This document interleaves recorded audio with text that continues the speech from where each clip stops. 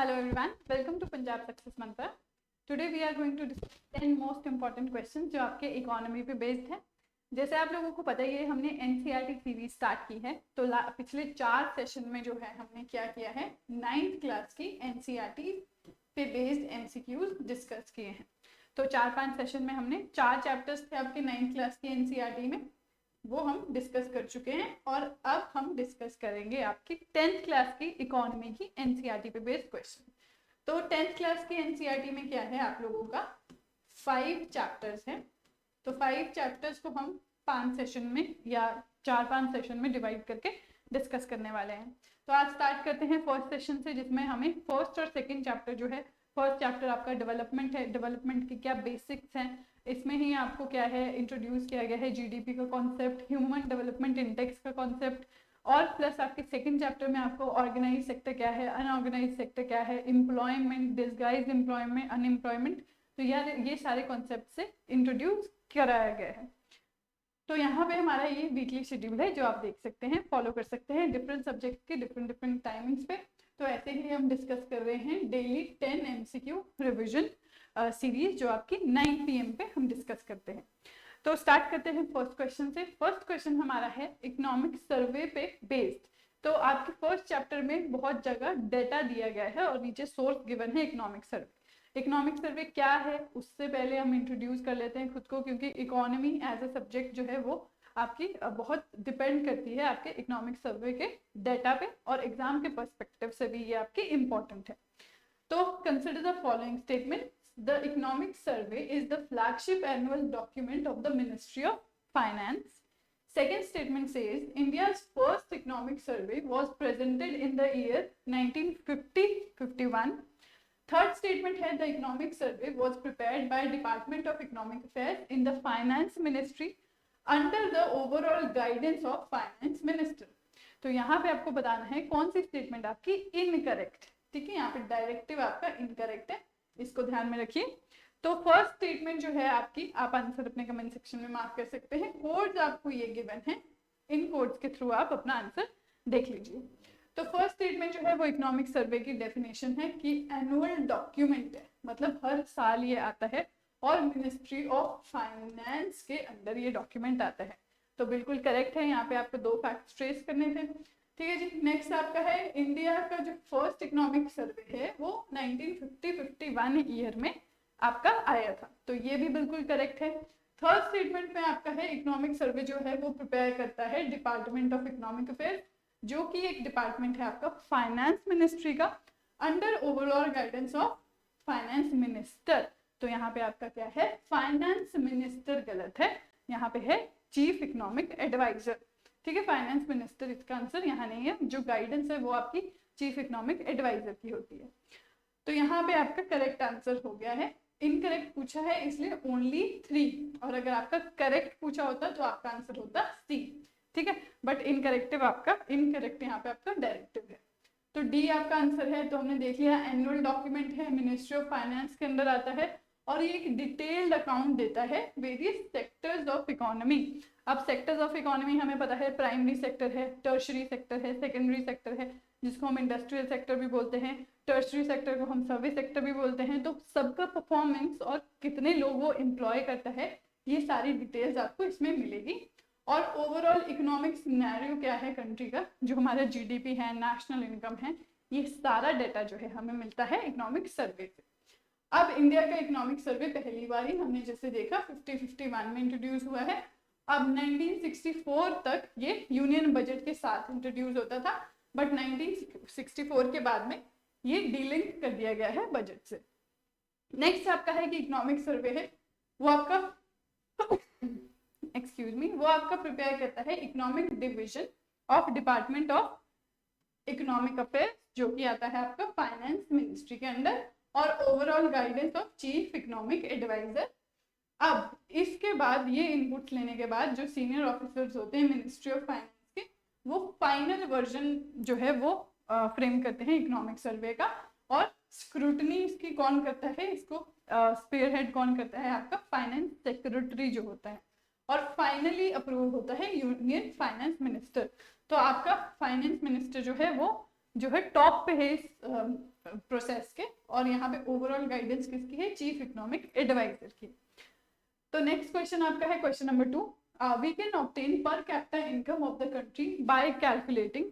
First आपका है the total income of a person, second है by dividing the national income by total population of the country, third है the total value of all goods and services, fourth है the total exports of the country. तो यहाँ पे आपसे पर capita income के बारे में पूछा गया है कि वो कैसे कैलकुलेट की जाती है। तो अब आपका यहाँ पे जो आंसर है वो है बी, जो आपकी टोटल नेशनल इनकम हम कैलकुलेट करते हैं उसको हम टोटल पॉपुलेशन से डिवाइड कर देते हैं, फिर जो पर पर्सन आपकी इनकम है एवरेज इनकम वो निकल के आती है। अब ये जो एवरेज इनकम है ये जरूरी नहीं कि सबकी सेम हो, पूरी कंट्री में जितने भी लोग हैं, कुछ लोगों की बहुत ज़्यादा होती है और कुछ लोगों की बहुत कम होती है कि वो अपनी बेसिक नीड्स भी फुलफिल नहीं कर पाते। तो यहाँ पे ये सिर्फ एक आइडिया देने के लिए कि एक कंट्री में पर कैपिटा इनकम कितना है, तो ये मेजर करता है आपका ये कॉन्सेप्ट। तो आंसर है आपका बी। थर्ड आपका consider the following statements. First statement कह रही है आपकी literacy rate measures the proportion of literate population in 7 and above age group. Second आपका है net attendance ratio is the total number of children of the age group 14 and 15 years attending school as a percentage of total number of children in the same age group. तो इन दोनों statement में कौन C correct है?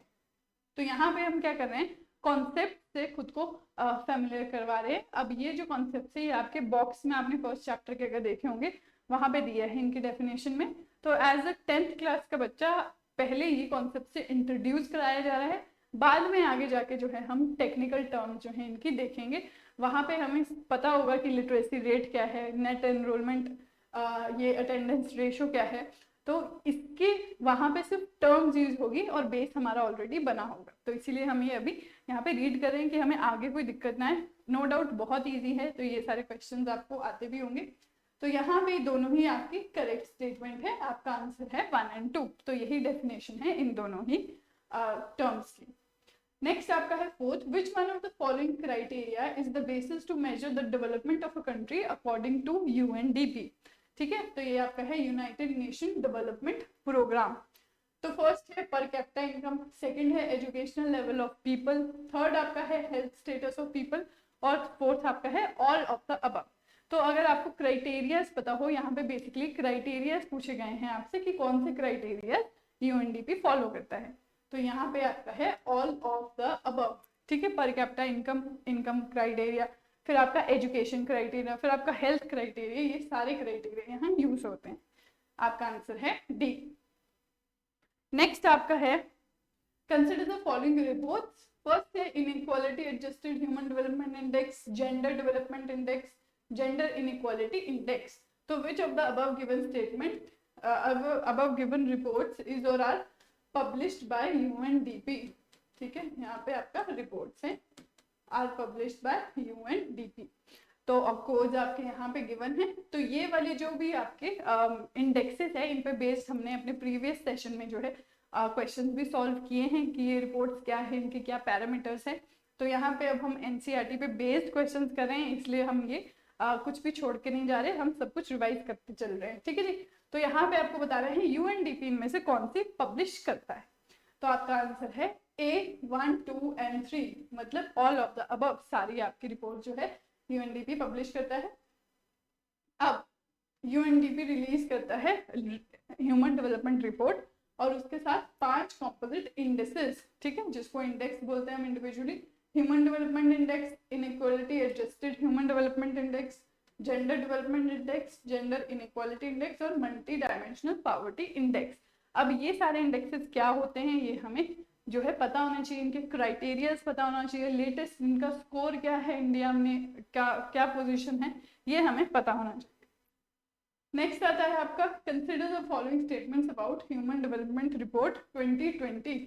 अब इस report का जो है फर्स्ट थीम था human development and the anthropocene. Second है इंडिया का रैंक है 130 out of 189 countries. Third HDI of India score है 0.645, जिसको मीडियम ह्यूमन डेवलपमेंट कैटेगरी में रखा गया है। तो यहाँ पे आपको नॉट करेक्ट क्या है ये बताना है। ठीक है, तो आपकी ह्यूमन डेवलपमेंट रिपोर्ट जो है वो लेटेस्ट 2020 में आई है, उसके बाद अभी तक नहीं आई है, इसलिए वहां का ये क्वेश्चन है। तो वहां पे आपको यहाँ पे नॉट करेक्ट क्या है ये बताना है। तो फर्स्ट हम देखेंगे थीम, सेकंड हम देखेंगे रैंक और थर्ड हम देखेंगे स्कोर। तो इंडिया का जो रैंक है वो 131 था, 130 नहीं था, इसीलिए आपको नॉट करेक्ट जो है only 2, D is your answer. तो यहाँ पे ये गिवन है 131 है आपका, और 50% इंक्रीज हुआ है एचडीआई में। 1990 में कितना था 0.429 और अब कितना है आपका 0.645। तो सेवंथ क्वेश्चन हमारा है कंसिडर द फॉलोइंग स्टेटमेंट्स। अब ये भी आपका एक बॉक्स में इंफॉर्मेशन दी गई है। फर्स्ट आपका है one way to find out if adults are undernourished is to calculate what nutrition scientists called body mass index. Second है if the body mass index is less than 18.5 then the person would be considered undernourished. Third है if this BMI is more than 30 then person is considered overweight. तो ये कुछ standard statements है BMI के बारे में, तो आपको इनकरेक्ट बताना है यहाँ पे क्या इनकरेक्ट स्टेटमेंट है। तो यहाँ पे आपका फर्स्ट बिल्कुल करेक्ट है कि आपका अंडर नरिश्ड अडल्ट को देखने के लिए बनाया जाता है, बच्चों के लिए ये मेजर नहीं होता जो ग्रोइंग एज में है, ठीक है, इसलिए यहाँ पे अडल्ट लिखा गया है। सेकेंड आपका है कि जो BMI अगर लेस देन 18.5 है तो अंडर नरिश्ड है, और अगर आपका BMI जो है 25 से ज्यादा आता है तो आपका ओवरवेट है, तो इसलिए यहाँ 30 गलत है। तो आपको नॉट करेक्ट पूछा है, only 3 statement is incorrect, D आपका आंसर है। अब यहाँ पे हमने देख लिया BMI क्या है, अब कैसे कैलकुलेट करते हैं, केजी में वेट लेते हैं फॉर एग्जांपल 50 kg, और हाइट लेते हैं मीटर्स में, फॉर एग्जांपल 1.62 मीटर्स किसी की हाइट है। फिर हम क्या करते हैं, इस वेट को डिवाइड कर देते हैं स्क्वायर ऑफ द हाइट, 1.62 का स्क्वायर, ठीक है। तो ये हमारा आ जाता है, जो भी आता है 18.5 से 25 के बीच में है तो ये आपका है एक्यूरेट नॉर्मल, अदरवाइज आपका 25 से ऊपर है तो ओवरवेट, 18.5 से नीचे है तो अंडरवेट। तो ये इसका प्रोसेस है। तो ये हमने देख लिया है 25 होना चाहिए और 18.5 होना चाहिए। अब this criteria is not applicable to growing children, जैसे हमने डिस्कस किया है। नेक्स्ट आपका है question number 8, which of the following types of activities are covered in the secondary sector. तो ये आपका सेकेंड जो चैप्टर है वहां से डिराइव किया गया है, वहां पे आपके sectors of the economy given है। तो ये कुछ एग्जांपल्स हैं, बहुत इजी है। फर्स्ट है it generates services rather than goods. Second है the natural products are changed through manufacturing. Third आपका है goods are produced by exploiting natural resources. Fourth आपका है it includes agriculture, forestry and dairy. तो अब ये तो सबको क्लियर है कि प्राइमरी सेक्टर में कौन सी एक्टिविटीज होती है, सेकेंडरी और टर्शियरी सेक्टर में कौन सी एक्टिविटीज होती है। तो यहाँ पे आपके जो भी मैन्युफैक्चरिंग से रिलेटेड है वो आपका सेकेंडरी सेक्टर होता है, यहाँ पे आपका आंसर है बी। तो बहुत ही इजी क्वेश्चन था। नेक्स्ट है विच of the following example does not fall under unorganised sector. तो अब आपको इसी चैप्टर में है ऑर्गेनाइज सेक्टर और अनऑर्गेनाइज सेक्टर भी गिवन है कि क्या होता है, पब्लिक सेक्टर और प्राइवेट सेक्टर भी गिवन है क्या होता है। तो यहाँ पे आपके ऑप्शन है a farmer irrigating his field, a daily wage labourer working for a contractor, a doctor in a hospital treating a patient, a handloom weaver working on a loom in her house। तो यहाँ पे आपको example पूछा है कि जो unorganised sector नहीं है, बाकी सारे अनऑर्गेनाइज सेक्टर है, लेकिन आपका doctor in hospital treating a patient जो है वो ऑर्गेनाइज सेक्टर है। अब कुछ फीचर्स होते हैं आपके ऑर्गेनाइज सेक्टर के और अनऑर्गेनाइज सेक्टर के। ऑर्गेनाइज सेक्टर में जो है आपकी पेमेंट रेगुलर होती है, सिक्योरिटी ऑफ जॉब होती है, आपकी पेड हॉलीडेज होती है, ठीक है, और आपको एकदम से नहीं निकाला जाता है, कुछ रूल्स फॉलो करने होते हैं। लेकिन अनऑर्गेनाइज सेक्टर में कुछ नहीं होता, ना ही आपकी सिक्योरिटी ऑफ जॉब होती है, बिना किसी रीजन के आपको फायर किया जाता है, और आपके कुछ रूल्स, गवर्नमेंट के रूल्स भी फॉलो नहीं होते, गवर्नमेंट के कंट्रोल के अंडर भी नहीं है अनऑर्गेनाइज सेक्टर। और आपकी जो वेज है वो भी आपकी मिनिमम वेज क्राइटेरिया को से ऊपर नहीं होती, कोई भी वेज दे सकते हैं।